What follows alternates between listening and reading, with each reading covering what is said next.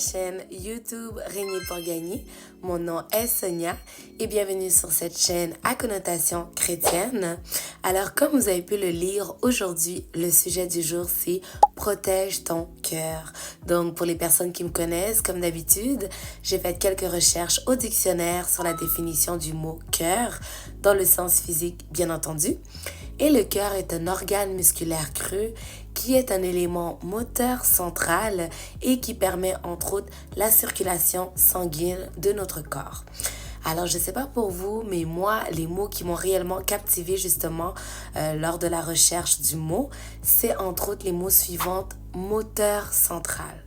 C'est à ce moment-ci que j'ai réalisé justement que le cœur prenait toute son ampleur parce que si on fait une analogie au sens spirituel, ben c'est également notre moteur central parce que c'est justement de là que dérivent tous nos soucis de la vie, que ce soit à travers nos sentiments, nos émotions.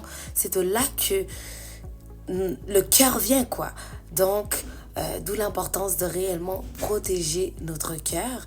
Et il y a éventuellement un verset biblique que j'aimerais vous partager, que j'aime bien. C'est le verset de Matthieu 6, 21. Dieu nous dit ici, « Car là où est ton trésor, là aussi sera ton cœur. » Alors, ce que Dieu essaie de nous dire ici, c'est que les priorités d'une personne vont se refléter dans l'endroit où cette personne va mettre son temps, son énergie ou même son argent. Si je prends un exemple d'un tueur à gages, ben, son trésor se reflète où il y a l'argent. Parce que cette personne est prête à enlever la vie de quelqu'un d'autre au détriment même de ses valeurs morales, tout simplement pour avoir de l'argent. Donc son cœur se réside où il y a de l'argent. Et ce que vous devez savoir, c'est que pour qu'une personne puisse en arriver à cet état-là, ça veut tout simplement dire qu'il y a plusieurs circonstances de la vie qui ont fait en sorte que cette personne à conserver un cœur qui devienne comme ça. Donc, c'est pour ça que Dieu, justement, dans sa parole, nous parle et nous dit l'importance de réellement préserver notre cœur. Entre autres, je vais vous partager le Proverbe 4, 23. Dieu nous dit ici, « Garde ton cœur plus que toute autre chose, car de lui viennent les sources de la vie. » Dieu nous dit que notre cœur vient des sources de la vie. Que veut dire le mot source? Source veut dire origine. Donc, notre cœur est originaire de quoi? Est-ce que nous sommes des personnes amertumes, qui a de l'amertume? Est-ce que nous sommes des personnes qui sont égocentriques? Est-ce que nous sommes des personnes jalouses, frustrées, colériques? Je veux dire, quelle est l'origine de notre cœur? Quelle est l'origine de ton cœur?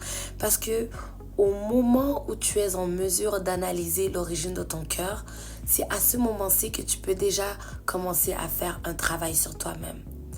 Parce que à travers la reconnaissance et le fait que tu admettes que justement tu as un problème à ce niveau-là, tu peux déjà l'exposer, dire à Dieu, j'ai un problème et j'aimerais que tu travailles sur ce cœur-là. Et après, lorsque ton cœur est libéré de cette lourdeur-là, tu le protèges. Tu le protèges pour que justement ça ne se reproduise plus. Et sachez que protéger son cœur, ça s'apprend.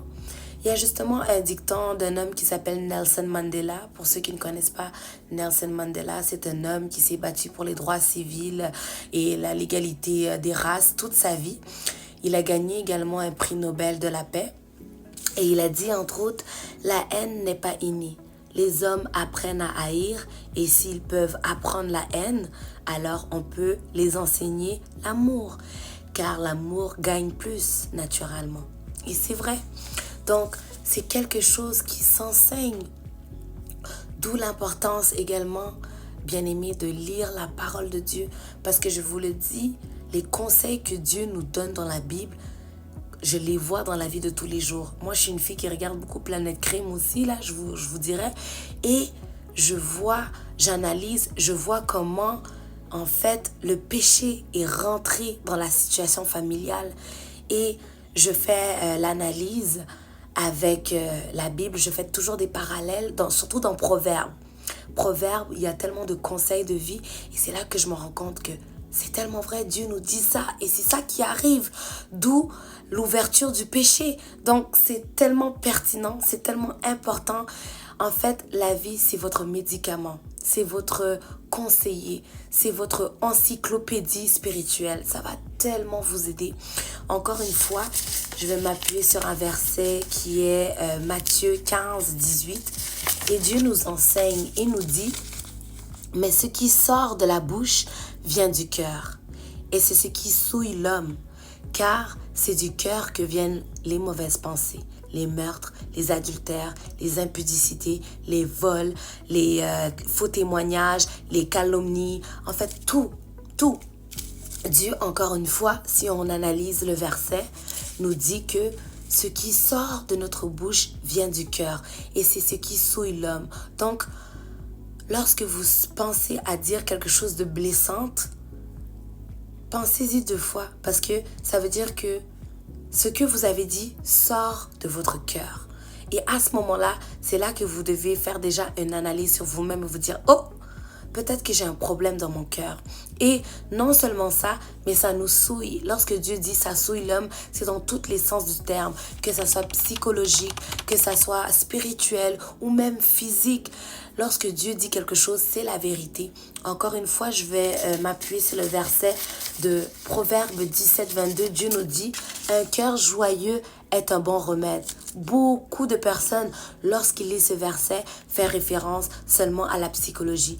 Mais ce n'est pas juste psychologique, c'est physique lorsque Dieu nous dit qu'un cœur joyeux est un bon remède. Tout simplement parce que j'ai fait des recherches sur des témoignages de la Fondation canadienne de ceux qui ont eu des tumeurs cérébrales. Et en fait, ces personnes-là ont été diagnostiquées avec des maladies incurables et les médecins les ont dit qu'ils étaient dans des phases terminales de leur vie. Il n'y avait pas de médicaments pour ça. Donc, on les a proposé des traitements conventionnels et ces personnes-là ont commencé à voir la vie sous un angle différent. Ils ont eu des attitudes positives. Ils ont commencé à être reconnaissants à la place d'être ingrats. Ils ont commencé à apprécier les choses simples de la vie. Ils ont commencé à avoir du soutien de leur entourage, que ce soit leur famille, leurs collègues, leurs amis. Et ça les a donné un cœur joyeux. Et à travers ça, à travers toutes ces attitudes-là, lorsqu'ils sont venus pour faire d'autres diagnostics, le médecin n'a pas compris, leur maladie a guéri. Leur maladie a guéri, c'est comme si c'était un miracle. Donc ce que vous devez comprendre, c'est que c'est leur cœur joyeux, c'est leur attitude qui a permis que cela change. Quand Dieu nous dit un cœur joyeux est un bon remède, c'est aussi de façon physique. Donc tout ce qu'il nous dit est vrai. Bien-aimés, les conseils de Dieu sont véridiques. Alors, c'était réellement la parole d'aujourd'hui. J'espère que ça va vous édifier. Regardez la vie de manière positive et surtout, protégez votre cœur. Et pour protéger votre cœur, c'est d'abord de l'analyser et après, par la suite, de la protéger. Donc, je vous encourage fortement à le faire et j'espère que vous allez aussi éventuellement prendre l'habitude de lire la parole parce qu'à travers la parole, vous allez grandir. J'espère que ceci vous a édifié. Je vous inviterai à like, à vous abonner et à partager. Que Dieu vous bénisse.